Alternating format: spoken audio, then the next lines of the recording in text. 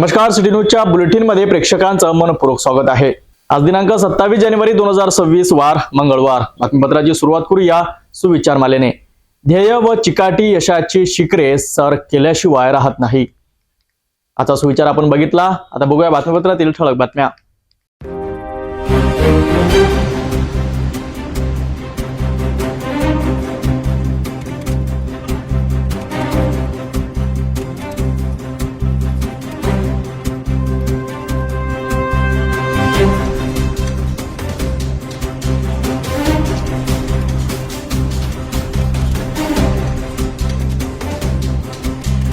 बातें बघितल्या, आता घेऊया एक छोटासा ब्रेक। शादी और ब्याह की शुरुआत आराधना साड़ी के साथ। Aradhana wholesale shopping mall L2 Bijland complex, Nandgaon Peth, Amravati, Jawahar road, Amravati. Break नंतर बघूया सविस्तर बातम्या। महिला महाविद्यालयात अचानक आग, कारण अद्याप अस्पष्ट। 2 अग्निशमक बंबाच्या मदतीने आगीवर नियंत्रण। शहरातील महिला महाविद्यालय परिसरात अचानक आग लागल्याची घटना घडली आहे। आगीचे नेमके कारण अद्याप स्पष्ट झालेले नाही। कॉलेजमधील एका खोलीत ठेवलेल्या संगणक साहित्याला ही आग लागली असून या आगीत मोठ्या प्रमाणात संगणक साहित्य जळून खाक झाले आहे। या घटनेची माहिती मिळताच अग्निशमक दलाच्या 2 गाड्या तात्काळ घटनास्थळी दाखल झाल्यात। अग्निशमन कर्मचाऱ्यांनी शर्थीचे प्रयत्न करून आगीवर नियंत्रण मिळवलेत। सुदैवाने या घटनेत कोणतीही जीवितहानी झाल्याचे वृत्त नाही। या दरम्यान आगीचे नेमके कारण शोधण्याकरिता पुढील तपास सुरू असून प्रशासनाकडून पंचनामा करण्यात येत आहे।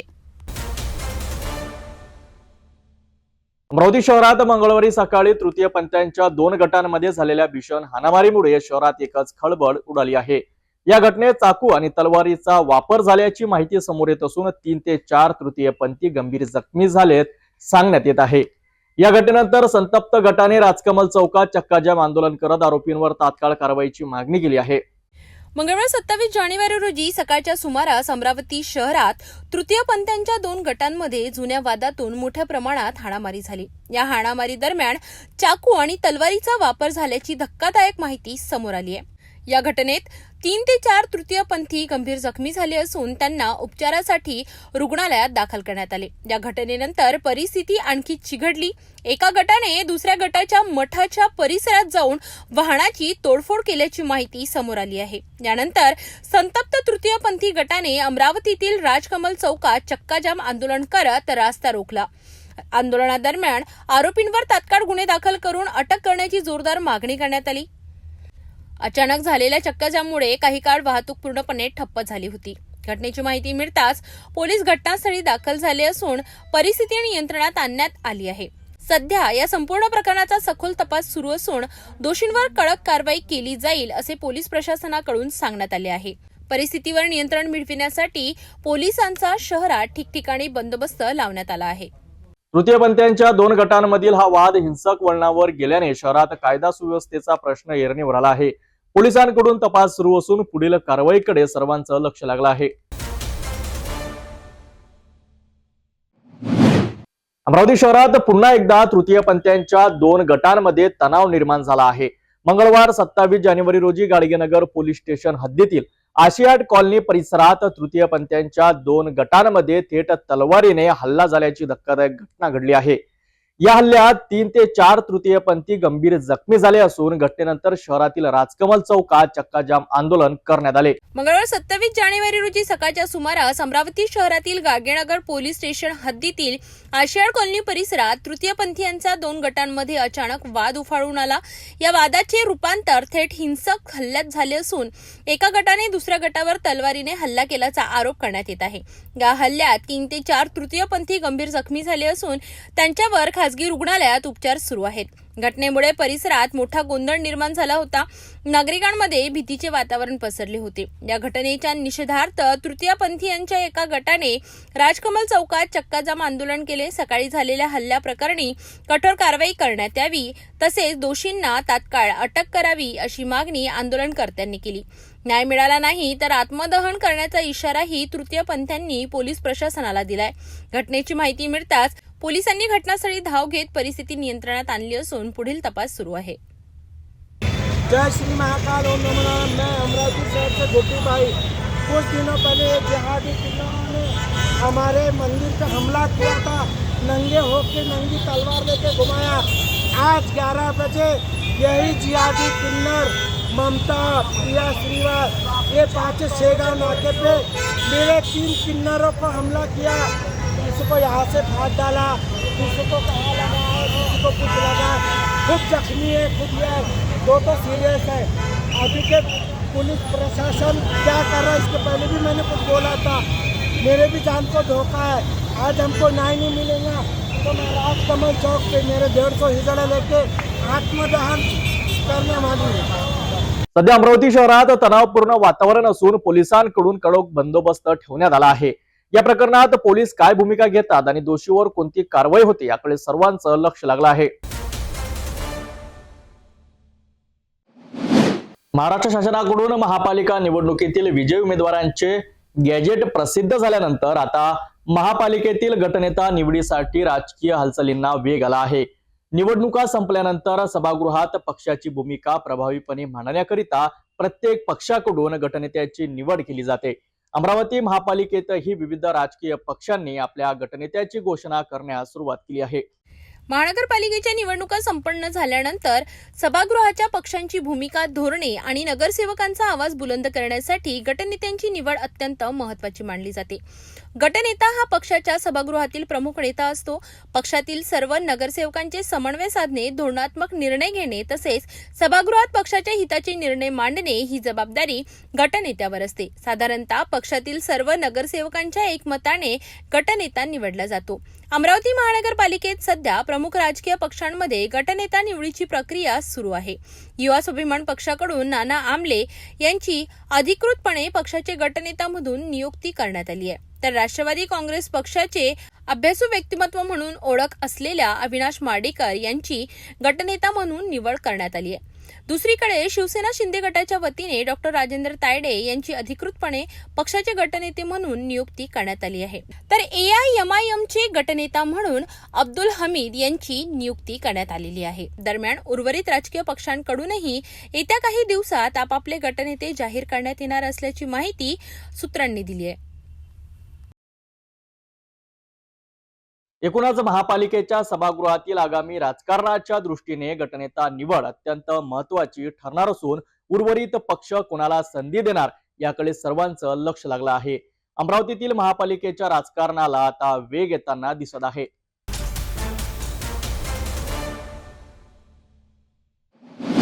अमरावती महानगरपालिकेच्या राजकारणात मोठी घडामोड घडित आहे। सार्वत्रिक निवडणुकीनंतर होणारी पहिली विशेष सर्वसाधारण सभा आता 6 फेब्रुवारी 2026 रोजी होणार असून याच सभेत महापौर आणि उपमहापौर पदाची निवड केली जाणार आहे। महत्त्वाचे म्हणजे यासाठी कार्यक्रम पत्रिकेत बदल करण्यात आला आहे। महाराष्ट्र महानगरपालिका अधिनियम 1949 अंतर्गत अमरावती महानगरपालिकेच्या सार्वत्रिक निवडणुकीनंतरची पहिली विशेष सर्वसाधारण सभा शुक्रवार 6 फेब्रुवारी रोजी दुपारी 1 वाजता विश्वरत्न डॉक्टर बाबासाहेब आंबेडकर सभागृह महानगरपालिका अमरावती येथे आयोजित करण्यात आली आहे। ही सभा विभागीय आयुक्त अमरावती यांच्या आदेशान्वये जिल्हाधिकारी अमरावती यांच्या अध्यक्षतेखाली पार पडणार आहे। या सभेतील मुख्य विषय आहे महापौर व उपमहापौर पदाची निवड। महाराष्ट्र शासनाच्या अधिसूचनेनुसार अमरावती महानगरपालिकेतील महापौर पद हे सर्वसाधारण प्रवर्गासाठी आरक्षित करण्यात आले आहे। महापौर व उपमहापौर यांचा कार्यकाळ 2.5 वर्षांचा राहणार असून निवडणूक प्रक्रिया हात वर करून घेतली जाणार आहे। निवडणुकीसाठी पीठासीन अधिकारी म्हणून अमरावतीचे जिल्हाधिकारी आशिष एरेकर हे काम पाहणार आहेत। महापौर व उपमहापौर पदासाठी इच्छुक उमेदवारांनी आपले नामनिर्देशन पत्र सोमवार 2 फेब्रुवारी रोजी सकाळी 11:30 ते सायंकाळी 6:15 या वेळेत नगर सचिव कार्यालयात दाखल करायचे आहे।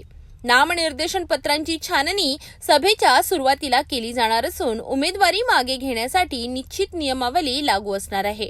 महापौर पदाचा निकाल जाहीर झाल्यानंतर नवनियुक्त महापौर हेच उर्वरित उपमहापौर पदाच्या निवडणुकीसाठी पीठासीन अधिकारी म्हणून काम पाहणार आहेत। अमरावती महानगरपालिकेतील सत्ता कुणाची हाती लागणार, महापौर आणि उपमहापौर पदी नेमकी कुणाची वर्णी लागणार याकडे आता संपूर्ण शहराचे लक्ष लागले आहे. या महत्वाच्या घडामोडीसह आम्ही देत राहू ताज्या अपडेट. तोपर्यंत पाहत रहा सिटी न्यूज.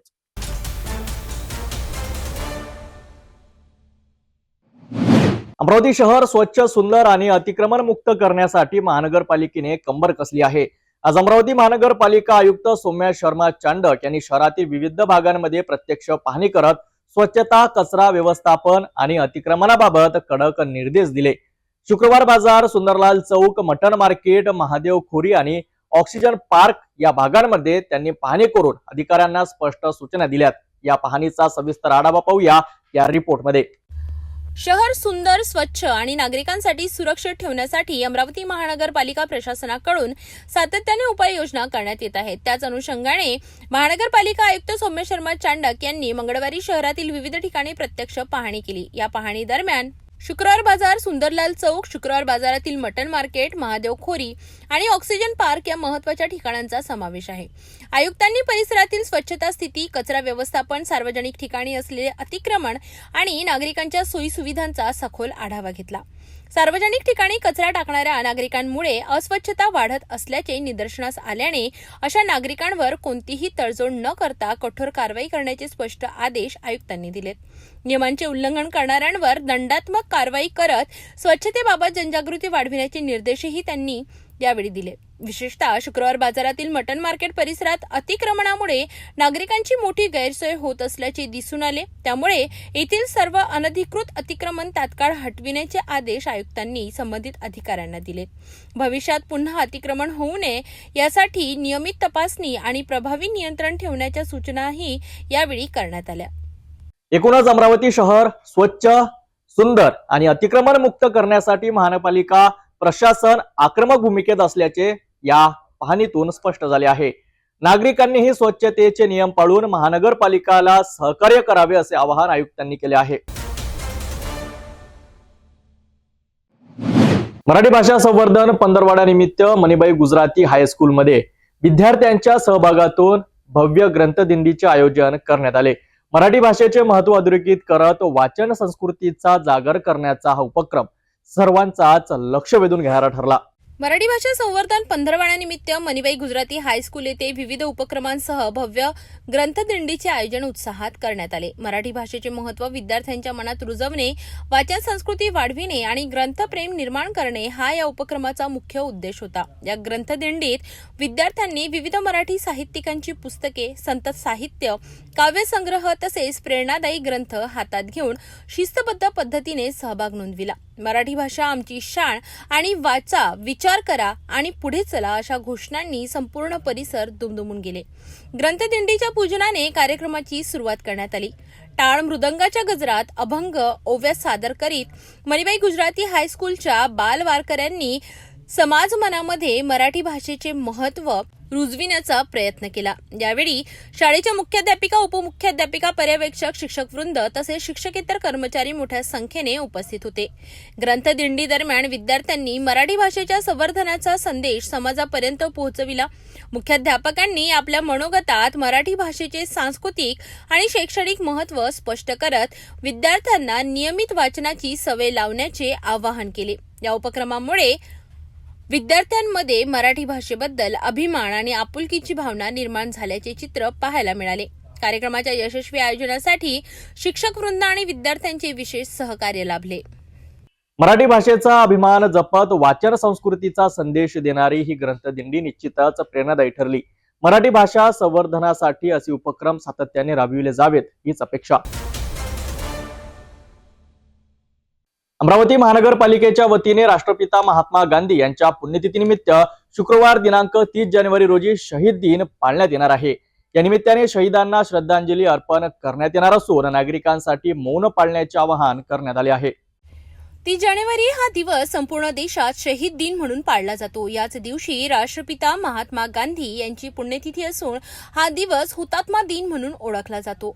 अमरावती महानगरपालिकेच्या प्रांगणात सकाळी 10:50 आयुक्त सौम्या शर्मा चांडक, सन्मान्य सदस्य, अधिकारी व कर्मचारी शहीदांना 2 मिनिटांचे मौन पाळून श्रद्धांजली अर्पण करणार आहेत.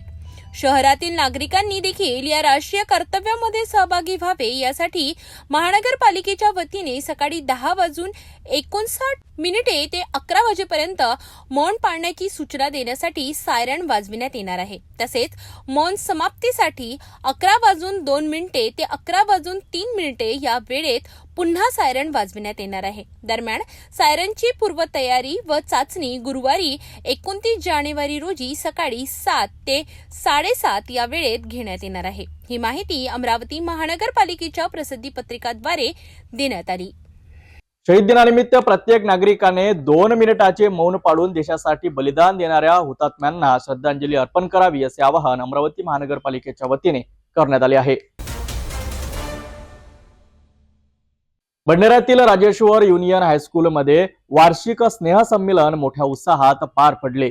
3 दिवसीय चाललेल्या या स्नेहसंमेलनात क्रीडा, सांस्कृतिक आणि शैक्षणिक उपक्रमाची मेजवानी विद्यार्थ्यांना अनुभवायला मिळाली.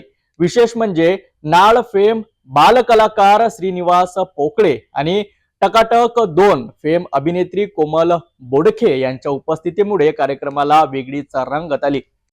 दी मॉडर्न एज्युकेशन सोसायटी बडनेरा द्वारा संचालित राजेश्वर युनियन हायस्कूल येथे वार्षिक स्नेहसंमेलन विविध उपक्रमांनी आणि कार्यक्रमांनी मोठ्या उत्साहात पार पडले.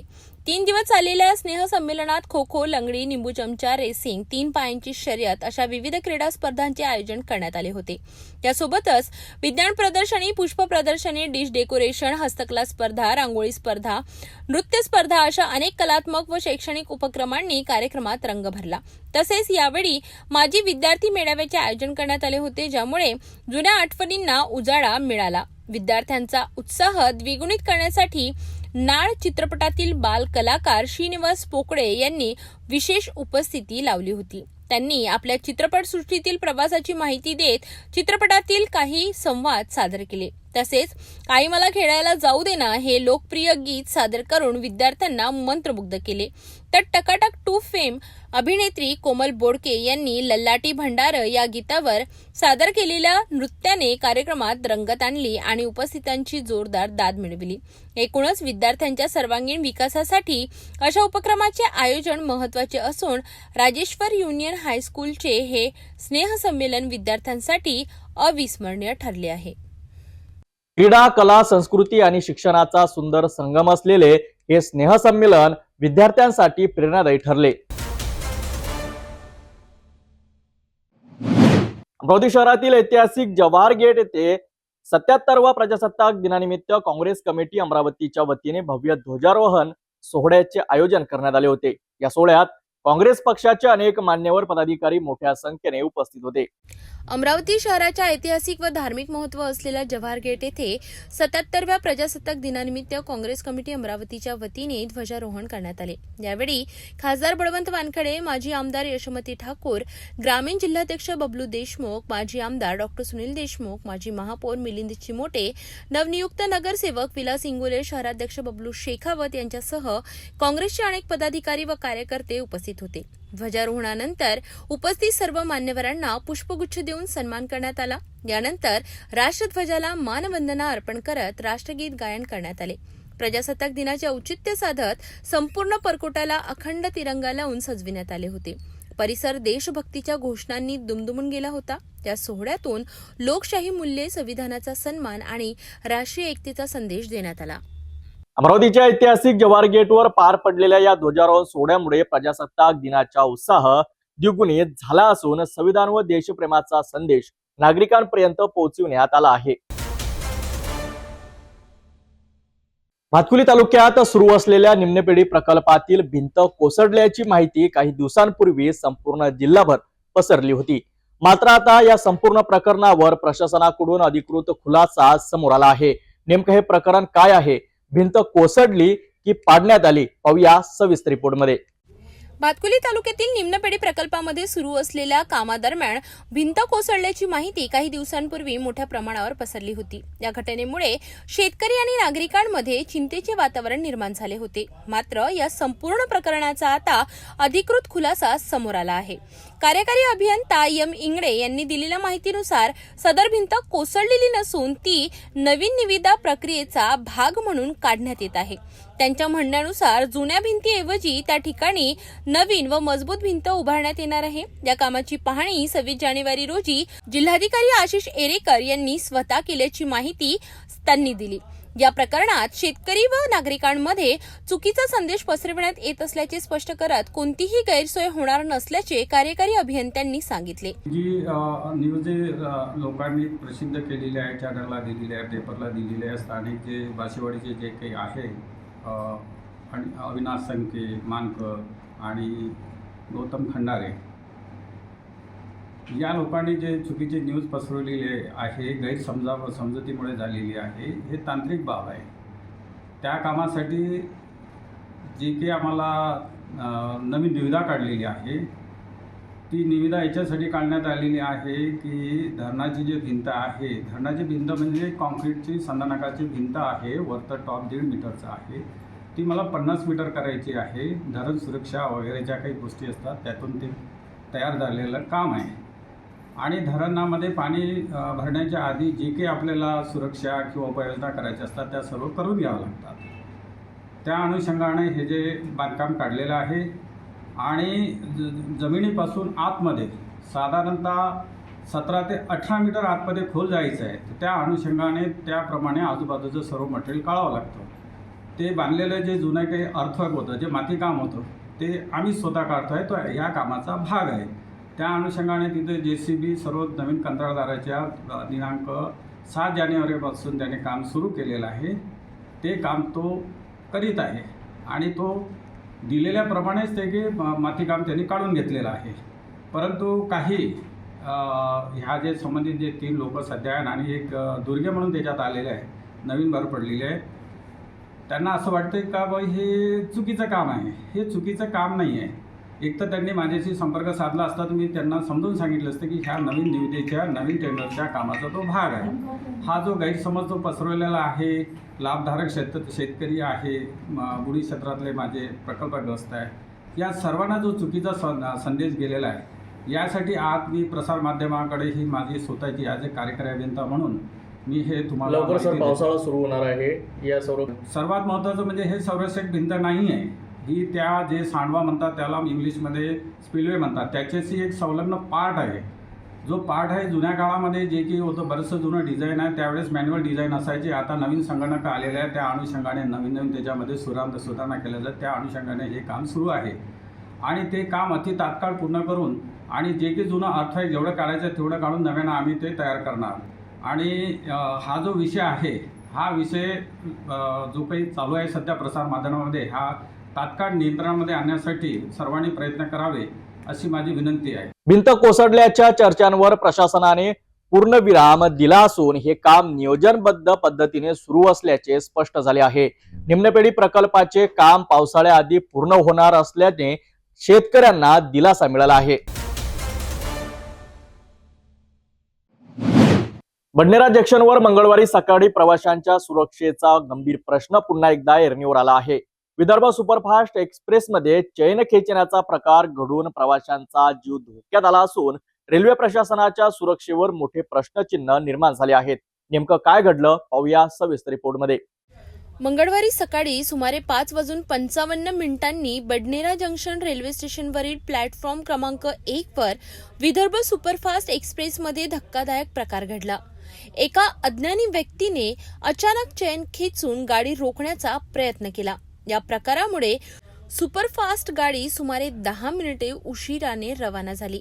अचानक घडलेल्या या घटनेमुळे गाडीत एकच गोंधळाचे वातावरण निर्माण झाले. महत्त्वाचे म्हणजे या संपूर्ण घटनेदरम्यान गाडीत रेल्वे सुरक्षा बल कुठेच दिसून आले नाही, असा गंभीर आरोप प्रवाशांनी केलाय. घटनेनंतर काही वेळाने रेल्वे सुरक्षा बलाने संबंधित व्यक्तीला ताब्यात घेतले. मात्र तोपर्यंत प्रवाशांचा वेळ, मानसिक त्रास आणि सुरक्षिततेचा प्रश्न मोठ्या प्रमाणात उपस्थित झाला होता.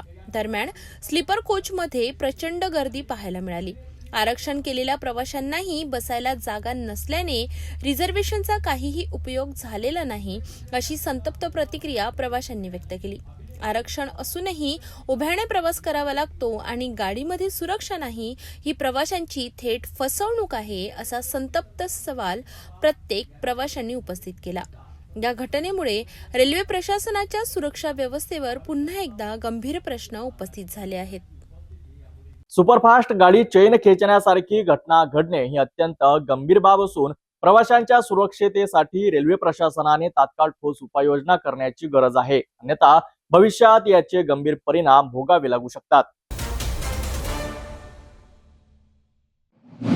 धामणगाव तालुक्यात वाळू माफियांचा अक्षरशः हैदोस सुरू असून दररोज शासनाच्या कोट्यवधींचा महसूल बुडत असल्याचा गंभीर आरोप समोर आला आहे.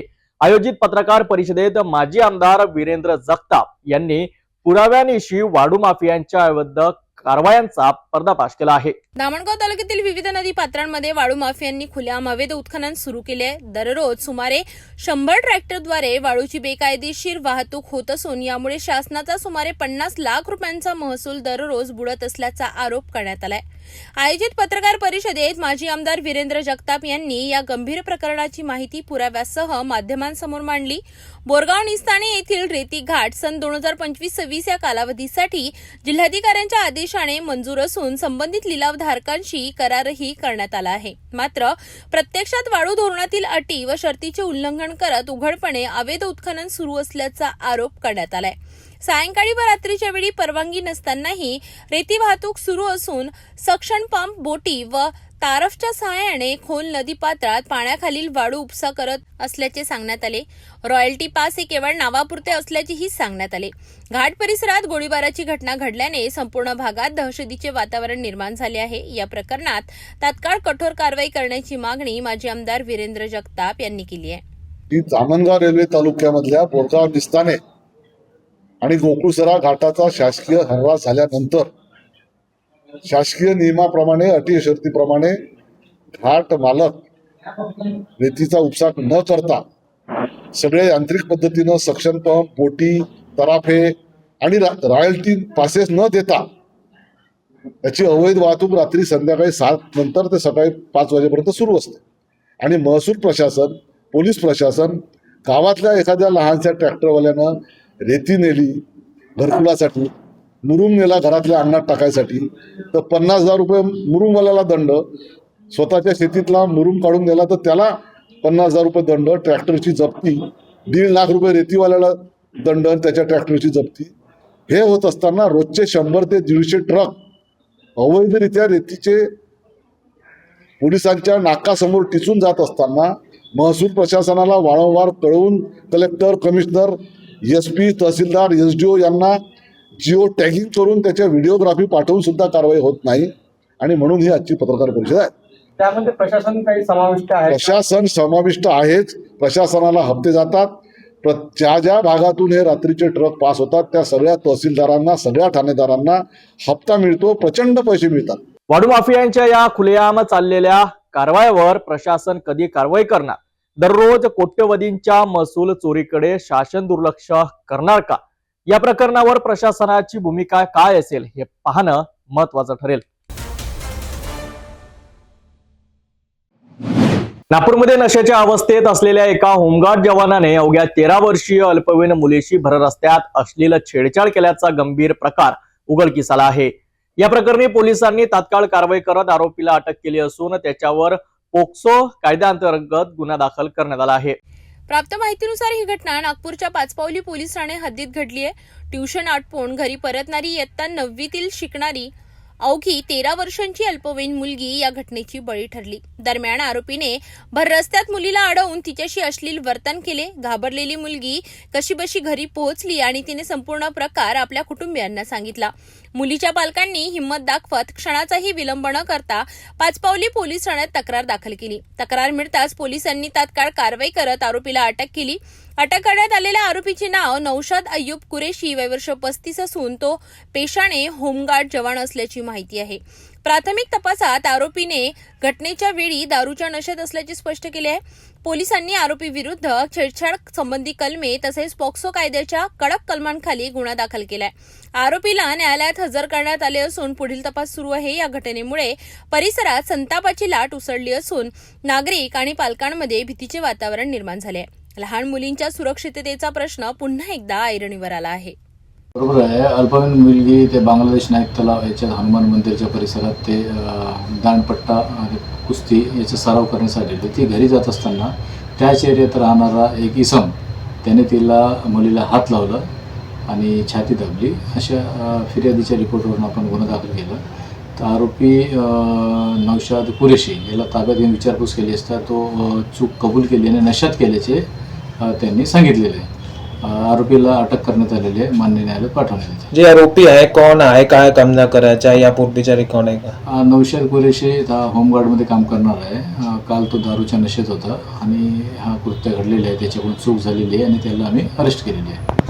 अल्पवयीन मुलीच्या सुरक्षेच्या संबंधित हा प्रकार अत्यंत गंभीर असून आरोपीवर कठोरात कठोर कारवाई व्हावी अशी मागणी नागरिकांकडून होत आहे. पोलिसांचा तपास सुरू असून या प्रकरणात आणखी काय निष्पन्न होते याकडे सर्वांचं लक्ष लागलं आहे.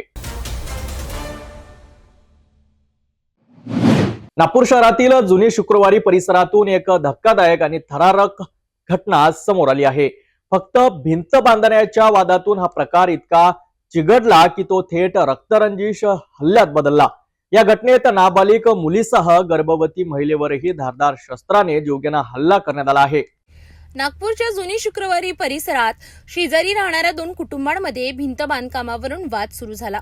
सुभाष मते यांनी भिंत बांधताना हवा आणि रस्त्यासाठी थोडी जागा ठेवण्याची मागणी केली होती. यावरून आरोपी पक्षाने आधी शिवीगाळ आणि नंतर धक्काबुक्की केली. थोड्याच वेळात आरोपी अमन नरारे आपल्या साथीदारांसह धारदार शस्त्र घेऊन सुभाष मते यांच्या घरी पोहोचले.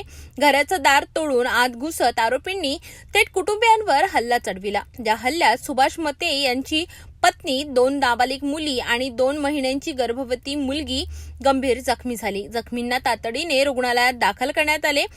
त्यांच्यावर उपचार सुरू आहेत. स्थानिक नागरिकांच्या मते आरोपी अमन नरारे हा सराईत गुन्हेगार असून त्याच्यावर यापूर्वीही गंभीर गुन्ह्यांची नोंद आहे. तो नागपूर महानगरपालिकेत सफाई कर्मचारी म्हणून कार्यरत असल्याची माहिती आहे. घटनेनंतर आरोपी घटनास्थळावरून फरार झाले असून कोतवाली पोलीस त्यांचा कसून शोध घेत आहेत. या घटनेमुळे परिसरात भीती आणि संतापाचं वातावरण पसरलं. भिंत बांधकामासारख्या किरकोळ वादातून नाबालिग आणि गर्भवती महिलावर हल्ला होणे हे शहरातील कायदा आणि सुव्यवस्थेवर मोठं प्रश्नचिन्ह उपस्थित करत आहे. पोलीस आरोपींना कधी अटक करतात आणि पीडितांना न्याय कधी मिळतो हे पाहणं महत्त्वाचं ठरणार आहे. नागपूरच्या ताजबाग दर्गा परिसरात आज सुफी संत हजरत बाबा सय्यद मोहम्मद ताजुद्दीन रहमतुल्लाह अल्लेह यांचा जन्मोत्सव मोठ्या उत्साहात आणि अगतीने साजरा करण्यात येत आहे. या पवित्र दिनानिमित्त ताजबाग दर्ग्यात विविध धार्मिक कार्यक्रमाचे आयोजन करण्यात आले असून देशात अमन, शांती आणि बंधुत्वासाठी विशेष दुआ करण्यात येत आहे. नागपूरच्या ऐतिहासिक ताजबाग दर्गा परिसरात सुफी संत हजरत बाबा सय्यद मोहम्मद ताजुद्दीन रहमतुल्लाह अलेह यांचा जन्मोत्सव मंगळवारी श्रद्धा आणि भक्तिभावाने साजरा करण्यात आला. हजरत बाबा ताजुद्दीन ट्रस्टच्या वतीने या जन्मोत्सवानिमित्त विविध धार्मिक कार्यक्रमांचे आयोजन करण्यात आले. सकाळी 10 वाजता ताजबाग ट्रस्ट कार्यालयातून पारंपरिक संदल मिरवणूक काढण्यात आली. त्यानंतर केक कापून बाबा ताजुद्दीन यांचा जन्मोत्सव साजरा करण्यात आला. सायंकाळच्या सुमारास मगरिबच्या नमाजीनंतर कुराणखानी व मिलादे शरीफचे आयोजन करण्यात आले. मोठ्या संख्येने भाविकांनी इथे उपस्थिती लावली. भाविकांसाठी लंगरची विशेष व्यवस्था करण्यात आली. या कार्यक्रमादरम्यान कोणताही अनुचित प्रकार घडू नये यासाठी परिसरात कडेकोड पोलीस बंदोबस्त ठेवण्यात आला असून सीसीटीव्ही कॅमेऱ्याद्वारे संपूर्ण परिसरावर नजर ठेवण्यात येत आहे. या पवित्र प्रसंगी देशात अमन, शांती, सलोखा आणि बंधुत्व नांदावे यासाठी विशेष दुआ करण्यात आली आहे. सर्व धर्मीय भाविकांनी एकत्र येत या जन्मोत्सवात सहभाग घेतला हे या कार्यक्रमाचे वैशिष्ट्य ठरले. सुफी संत बाबा ताजुद्दीन यांचा जन्मोत्सव हा केवळ धार्मिक कार्यक्रम न राहता समाजात एकता, प्रेम आणि मानवतेचा संदेश देणारा ठरत आहे. सोशल मीडियावरील ओळख एका अल्पवयीन मुलीसाठी अत्यंत धक्कादायक ठरली आहे. नागपूरच्या पाचपावली परिसरातून एक संतापजनक घटना समोर आली असून लग्नाचे आमिष दाखवून एका 17 वर्षीय मुलीवर वारंवार लैंगिक अत्याचार करण्यात आला. या प्रकरणी पाचपावली पोलिसांनी नराधम आरोपीला बेड्या ठोकल्या आहेत. नागपूरच्या माणकापूर पोलीस ठाण्याच्या हद्दीत राहणाऱ्या एका 17 वर्षीय अल्पवयीन मुलीची ओळख इंस्टाग्राम या सोशल मीडिया प्लॅटफॉर्मवरून आरोपी प्रज्वल रघुनाथ खेडकर याच्याशी झाली. आरोपी प्रज्वल हा पाचपावलीतील हनुमान सोसायटीचा रहिवासी. मुलगी अल्पवयीन असल्याचे माहीत असूनही आरोपीने तिच्याशी जवळीक वाढविली. 18 जानेवारी 2025 ते 28 जानेवारी 2026 या वर्षभराच्या कालावधीत त्याने पीडितीवर वारंवार लैंगिक अत्याचार केले. आरोपीने तिला आपल्या घरी बोलावून तिचे लैंगिक शोषण केले, ज्यामुळे पीडित मुलगी गर्भवती राहिली. ही बाब समोर येताच पीडितीच्या 50 वर्षीय पालकांनी पाचपावली पोलीस ठाण्यात धाव घेतली. पोलिसांनी घटनेचे गांभीर्य ओळखून तात्काळ कारवाई केली आहे. पाचपोली पोलीस ठाणे येथे सेंट्रल हॉस्पिटल मोमीनपुरा इथून एक MLC प्राप्त होती. MLCचं स्टेटमेंट घेण्याकरिता आम्ही दवाखान्यात गेलो असता असं लक्षात आलं की तिथे एक 17 वर्षाची पीडित अल्पवयीन मुलगी होती, जिने एका मुलाला जन्म दिला आहे. तिच्या आईकडे आम्ही विचारपूस केली असता असं लक्षात आलं की ही मुलीची एका मुलगा आहे आरोपी, ज्याचं नाव आहे प्रज्वल रघुनाथ खेडकर, वय 20 वर्ष. याच्यासोबत प्रेम प्रकरण होते. इंस्टाग्रामवरून त्यांची 1 वर्षापूर्वी ओळख झाली होती आणि त्यातून ते दोघं जण सोबत लिव्ह इन रिलेशनशिपमध्ये राहत होते आणि मुलाला माहिती होतं मुलगी अल्पवयीन आहे, तरी देखील त्याने तिच्याशी वारंवार शारीरिक संबंध प्रस्थापित करून मुलगी त्यातून गरोदर राहिली व तिने 25 तारखेला एका मुलाला जन्म दिल्याने आणि सदर घटनेची सेन्सिटिव्हिटी लक्षात घेऊन आम्ही तात्काळ गुन्हा दाखल केला माननीय वपुनी यांच्या आदेशाने आणि तपासावर घेतला. यातील महिला सुरक्षेच्या दृष्टीने तात्काळ पावलं उचलून आम्ही आरोपीला ताब्यात घेऊन अटक केली आहे. आरोपीकडे पुढील चौकशी सुरू आहे. या प्रकरणी पोलिसांनी आरोपी प्रज्वल खेडकर विरुद्ध भारतीय न्याय संहिता BNS कलम 64(2)M आणि पोक्सो कायद्याच्या कलम 3, 4 व 6 अन्वये गुन्हा दाखल केला असून त्याला अटक केली आहे. अकोला महानगरपालिकेवर सत्ता स्थापन करण्यासाठी राजकीय हालचालींना वेग आला आहे. बहुमतासाठी जोरदार खतबल सुरू असून भाजपने सत्ता स्थापनेचा दावा केला आहे. या दरम्यान अमरावती विभागीय आयुक्त कार्यालयात भाजपच्या नवनिर्वाचित नगरसेवकांच्या गटस्थापनेच्या पडताळणीसाठी कागदपत्रे दाखल करण्यात आली आहेत. तर दुसरीकडे महाविकास आघाडीनेही सत्ता स्थापनेचा दावा केल्याने अकोल्याच्या राजकारणात रंगत वाढली आहे. अकोला महानगरपालिकेमध्ये एकूण 80 नगरसेवकांची संख्याबळ आहे. यामध्ये बहुमताचा आकडा 41 आहे. भाजपाने एकूण 38 जागांवर विजय मिळविला असून सत्ता स्थापनेसाठी इतर पक्षांचा पाठिंबा मिळविल्याचा दावा भाजपकडून करण्यात आला आहे. भाजपच्या म्हणण्यानुसार राष्ट्रवादी काँग्रेस, शरद पवार गट, शिवसेना शिंदे गट तसेच काही अपक्ष नगरसेवक भाजपासोबत असल्याने शहर सुधार आघाडी या नावाने गट स्थापन करण्यात आला आहे. या गटात एकूण 44 नगरसेवक असल्याचा दावा भाजपने केला आहे. या आघाडीत भाजपचे 38, राष्ट्रवादी शरद पवार गटाचे 3, शिवसेना शिंदे गटाचे 1, राष्ट्रवादी अजित पवार गटाचा 1 आणि 1 अपक्ष नगरसेवक यांचा समावेश असल्याचे सांगण्यात येत आहे. दरम्यान दुसरीकडे काँग्रेस, शिवसेना उभाटा, वंचित बहुजन आघाडी आणि AIMIM यांनी मिळून महाविकास आघाडीनेही सत्ता स्थापनेचा दावा केला आहे. मात्र अंतिम निर्णय हा विभागीय आयुक्त कार्यालयात होणाऱ्या गटपडताळणीवर अवलंबून असणार आहे. आमच्या गटामध्ये 44 नगरसेवक आहेत. अकोला सुधार समिती आम्ही सर्व पक्षाचे निवडून आलेल्या लोकांनी नंतरची समिती तयार केली. आमचा उद्देश केंद्रामध्ये सरकार आहे, राज्यामध्ये सरकार आहे, अकोला शहराचा विकास झाला पाहिजे या उद्देशाने इतर पक्षाच्या लोकांनी आम्हाला समर्थन केलेलं आहे. महाविकास आघाडीने सुद्धा दावा केला होता सगळे पक्ष मिळून भाजपला सत्तेपासून दूर ठेवायचं होतं. राजकारणामध्ये प्रत्येकाला अधिकार आहे, राजकारणामध्ये प्रयत्न करण्याचा अधिकार आहे. त्यांनी तो प्रयत्न केला, त्यांना शुभेच्छा आहेत. परंतु आम्हाला सगळ्या लोकांनी जे समर्थन दिलं त्यांचे खूप खूप धन्यवाद मानतो आणि येणाऱ्या काळामध्ये विकास याच मुद्द्यावर कोणत्या जातीपातीचा प्रश्न न निर्माण करता विकास या मुद्द्यावर आम्ही काम करणार आहोत. एकीकडे भाजपने बहुमताचा दावा केला आहे तर दुसरीकडे महाविकास आघाडी ही सज्ज झाली आहे. अकोला महानगरपालिकेवर नेमकी कोणाची सत्ता येणार याकडे संपूर्ण जिल्ह्याचे लक्ष लागले आहे. जालन्यात प्रजासत्ताक दिनाच्या कार्यक्रमात लोकशाहीचा चौथा स्तंभ असलेल्या पत्रकारांवरच दडपशाही झाल्याची गंभीर घटना समोर आली आहे. पालकमंत्री पंकजा मुंडे यांच्या उपस्थितीत सुरू असलेल्या शासकीय कार्यक्रमात कव्हरेज करणाऱ्या पत्रकारांना पोलिसांनी धक्काबुक्की करत जबरदस्तीने बाहेर काढलं. या घटनेमुळे पत्रकार संघटनांमध्ये तीव्र संताप व्यक्त केला जातोय. जालन्यात प्रजासत्ताक दिनानिमित्त पालकमंत्री पंकजा मुंडे यांच्या उपस्थितीत राष्ट्रध्वजाला मानवंदना आणि परेडचा शासकीय कार्यक्रम सुरू होता. यावेळी कार्यक्रमाचं व्हिडिओ चित्रीकरण करत असलेल्या पत्रकारांना काही मुजोर पोलीस कर्मचाऱ्यांनी अडवलं. पत्रकारांनी अधिकृत ओळखपत्र दाखवूनही पोलिसांनी त्यांच्याशी आरेरावी करत थेट धक्काबुक्की केली आणि कव्हरेज थांबवून बाहेर काढलं. या प्रकारामुळे पत्रकारांचा सार्वजनिक ठिकाणी अपमान झाला असून माध्यम क्षेत्रातून तीव्र निषेध व्यक्त केला जात आहे.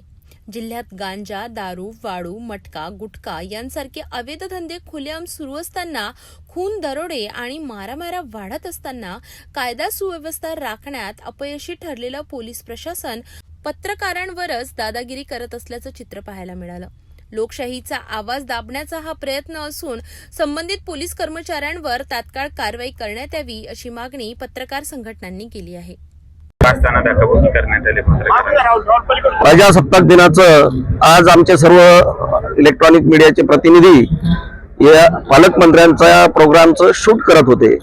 पालकमंत्री ज्या पद्धतीने आता आपल्याकडे परेड निरीक्षण करायला आल्या, परेड निरीक्षण चालू असताना आमचे काही पत्रकार बांधव तिथं गेल्यानंतर या जालन्याच्या पोलिसांनी कुठंतरी संयम राखला पाहिजे होता, परंतु संयम न राखता पोलिसांनी त्या आमच्या पूर्ण मीडियातील पत्रकारांना धक्काबुक्की केली. धक्काबुक्की करून बाहेर काढण्याचा प्रयत्न केला. या घटनेचा आम्ही जाहीर निषेध करतो. पत्रकार संरक्षण कायदा असताना पत्रकारांचं संरक्षण तर व्हायचं दूरच राहिलं, परंतु पत्रकारावर जर पोलीस प्रशासनाचं अशा पद्धतीने अन्याय करू लागलं तर याला कुठंतरी वाचा फोडावी लागेल. म्हणून आमचं पालकमंत्री महोदयांना एक आव्हान आहे की जर जालन्यामध्ये दर दिवसाला दिवसाढवळ्या खून होतात, मग ह्या खुन्यामागचा कोण आका आहे त्याला शोधण्याचं सोडून दिलं जातं आणि पत्रकारांवर अशा पद्धतीने दादागिरी करण्यापेक्षा त्यांनी हे जे काय गुंडागर्दी चालू आहे गावामध्ये ती बंद केली पाहिजे. गावामध्ये जे वातावरण खराब केलं जात आहे त्या वातावरणाला कुठेतरी आळा बसवला पाहिजे. हे सोडून देऊन उठसूट पत्रकारांना बाहेर काढण्याचा प्रयत्न करणार असाल तर या घटनेचा आम्ही जाहीर निषेध करत आहोत. प्रजासत्ताक दिनासारख्या पवित्र दिवशी पत्रकारांवर झालेली ही दडपशाही अत्यंत चिंताजनक आहे. लोकशाहीत प्रश्न विचारणाऱ्यांचा आवाज दाबण्याचा प्रयत्न कधीही खपून घेतला जाणार नाही असा इशारा माध्यम प्रतिनिधींनी दिला आहे. महाराष्ट्रातील प्रसिद्ध संजीवन समाधी असलेल्या श्री संत बेंडोजी बाबा यात्रेला यंदा भाविकांचा उत्स्फूर्त प्रतिसाद मिळतो आहे. अमरावती जिल्ह्यातील गुईखेड तालुका चांदूर रेल्वे येथे भरलेल्या या भव्य यात्रेत धार्मिक, सांस्कृतिक आणि मनोरंजनात्मक कार्यक्रमाची रेलचेल पाहायला मिळत आहे. विशेष म्हणजे यात्रेला अभिनेता भारत गणेशपुरे आणि अभिनेत्री व दिग्दर्शिका इल्ला कीर्ती यांची उपस्थिती लाभली. गुईखेड तालुका चांदूर रेल्वे येथे महाराष्ट्रात प्रसिद्ध असलेल्या श्री संत बेंडोजी बाबा यांच्या संजीवन समाधी सोहळ्यानिमित्त श्री तीर्थक्षेत्र गुईखेड येथे भव्य यात्रा महोत्सवाला मोठ्या उत्साहात सुरुवात झाली. या यात्रेनिमित्त जिल्ह्यासह राज्याच्या विविध भागातून हजारो भाविक दाखल झाले असून संपूर्ण परिसर भक्तिमय झाल्याने भारावून गेला होता. यात्रेदरम्यान अनेक ठिकाणांहून आलेल्या भजन दिंड्यांनी गावात भक्तीची ऊर्जा निर्माण केली. काल्याचे कीर्तन, पालखी सोहळा, दिंडी भ्रमण तसेच पारंपरिक दहीहंडी फोडण्याचा कार्यक्रम मोठ्या उत्साहात पार पडला. दहीहंडीचा प्रसाद घेण्यासाठी हजारो भाविकांनी गर्दी केली होती. कीर्तन, गोपालकाला, शोभायात्रा, दहीहंडी व महाप्रसादाचा भव्य कार्यक्रम भाविकांसाठी आकर्षण ठरत आहे. या यात्रेचे विशेष आकर्षण ठरले शिवकमल फिल्म्स मुंबईच्या अभिनेत्री व दिग्दर्शिका इल्ला कीर्ती आणि चला हवा येऊ द्या फेम सुप्रसिद्ध विनोदी अभिनेते भारत गणेशपुरे यांची उपस्थिती. दोन्ही कलाकारांनी श्री संत बेंडोजी बाबा यांचे दर्शन घेतले. अभिनेता भारत गणेशपुरे यांनी आपल्या खुमासदार विनोदी शैलीने उपस्थित भाविक आणि नागरिकांना पोटभर हसवून कार्यक्रमात रंगत आणली.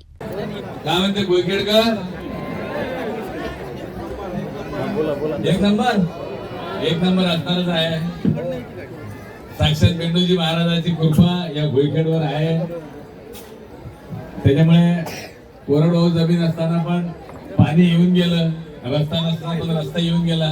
त्यामुळे काही कोणाची तरी कृपा असल्याशिवाय होत नाही. काय हरकत नाही. आदरणीय मंच आणि ट्रस्टचे अध्यक्ष गोयकेडकर साहेब महाराज आणि आमच्या सहकलाकार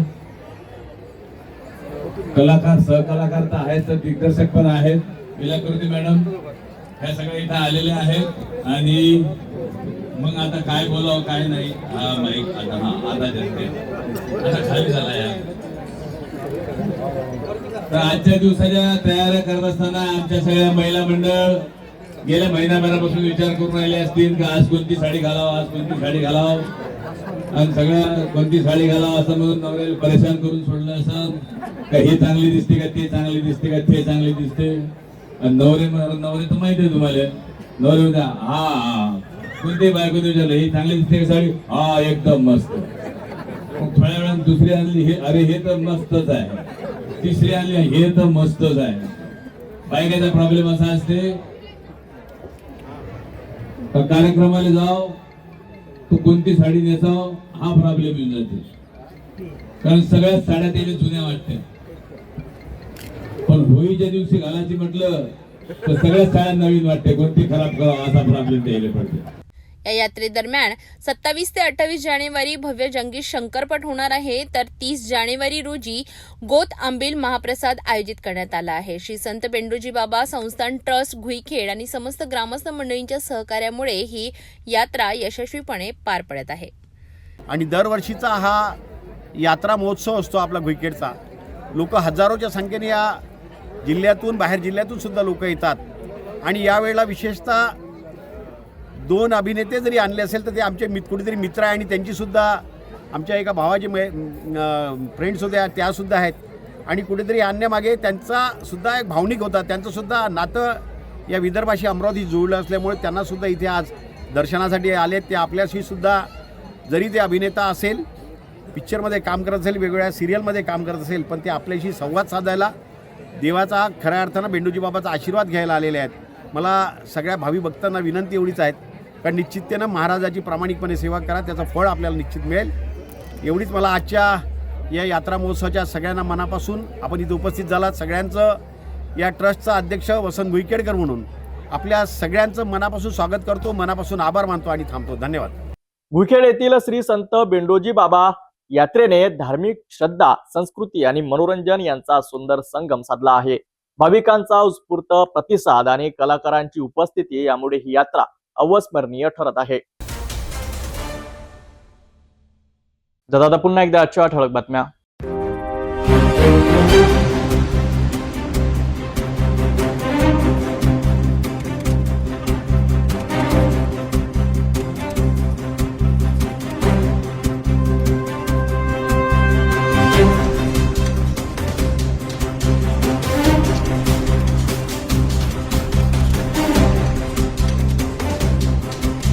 आपण आता सिटी न्यूज चॅनल आपल्या टीव्हीवर सुद्धा बघू शकता. यामध्ये next channel number 117, Jio channel number 872, JTBL channel number 73, Fastway channel number 256 वर बघू शकाल. आता अमरावती जिल्ह्यानंतर विदर्भ आणि महाराष्ट्राचे दर्शक घर बसल्या आपल्या केबल टीव्हीवर सिटी न्यूज बातमी पाहू शकाल. यात Chhatrapati Sambhajinagar next set box number 14, Yavatmal set box number 12, Washim set box number 26, Nanded set box number 17, Mahur set box number 07, Akola RRC set box number 899 वर लवकरच आम्ही आपल्यापर्यंत पोहोचणार आहोत. जर आपल्या टीव्हीवर सिटी न्यूज चॅनल दिसत नसेल तर आपण आपल्या केबल ऑपरेटरशी संपर्क करावा. सिटी न्यूज केबलच्या व्यतिरिक्त युट्यूब, फेसबुक, इंस्टाग्राम आणि ट्विटरवर सुद्धा बघू शकता. याकरिता सोशल मीडिया अकाउंट सबस्क्राईब करा, फॉलो करा, लाईक करा. युट्यूब अकाउंट सबस्क्राईब करण्याकरिता सबस्क्राईब बटनला क्लिक करा आणि बेल आयकॉन दाबायला विसरू नका, कारण सर्वात आधी समाचार आपल्यापर्यंत पोहोचणार आहेत. तसेच सिटी न्यूजचे फेसबुक पेज लाईक करा, इंस्टाग्राम आणि ट्विटर हँडल फॉलो करा. आपण व्हॉट्सअपवर सूचना देऊन सुद्धा न्यूज प्राप्त करू शकता. ही बातमी तर एवढ्यावरच थांबूया. पुन्हा भेटून घडामोडीसोबत. नमस्कार. हर खबर पर पैनी नजर, हर मुद्दे पर सटीक वार, यही है सिटी न्यूज की पहचान. जहाँ सच्चाई की आवाज दबाई जाती है वहाँ सिटी न्यूज उठाता है सवाल. हर स्क्रीन पर, हर प्लेटफॉर्म पर हमारी मौजूदगी बोलती है. सिटी न्यूज हमेशा सच के साथ.